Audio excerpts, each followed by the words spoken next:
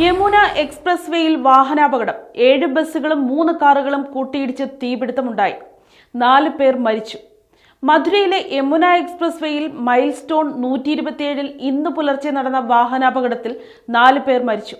കനത്ത മൂടൽമഞ്ഞ് മൂലം റോഡുകൾ കാണുവാൻ കഴിയാത്തതാണ് അപകടത്തിന് കാരണമായത്.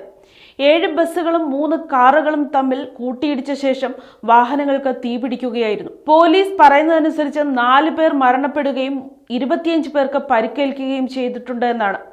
മരിച്ചവരിൽ 3 പേർ ബസ്സിലുള്ളവരും ഒരാൾ കാറിലുമാണ് ഉണ്ടായിരുന്നത്. പരിക്കേറ്റവരെ ആശുപത്രിയിൽ പ്രവേശിപ്പിച്ചിരിക്കുകയാണ്.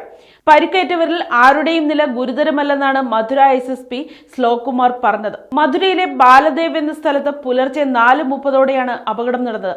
അപകടത്തിൽപ്പെട്ട ബസ്സുകളിൽ ഒന്ന് സംസ്ഥാന റോഡ്വേസ് ബസ്സും ബാക്കി 6 ബസ്സുകൾ സ്വകാര്യ സ്ലീപ്പർ ബസ്സുകളുമാണെന്നാണ് മധുര SP സുരേഷ് ചന്ദ്ര റാവത്ത് പറഞ്ഞത്. സംഭവത്തെ തുടർന്ന് മുഖ്യമന്ത്രി യോഗി ആദിത്യനാഥ് രക്ഷാപ്രവർത്തനത്തിന് അധിക ഉദ്യോഗസ്ഥരെ നിയോഗിക്കുകയും മരിച്ചവരുടെ കുടുംബങ്ങൾക്ക് 2 ലക്ഷം രൂപ വീതം ധനസഹായവും പരിക്കേറ്റവർക്ക് മികച്ച ചികിത്സയും നൽകാൻ അദ്ദേഹം നിർദ്ദേശിച്ചിട്ടുണ്ട്. സംഭവ സ്ഥലത്ത് 12ഓളം ഫയർ എഞ്ചിനുകളും 14ഓളം ആംബുലൻസുകളും എത്തിയാണ് രക്ഷാപ്രവർത്തനം നടത്തിയത്.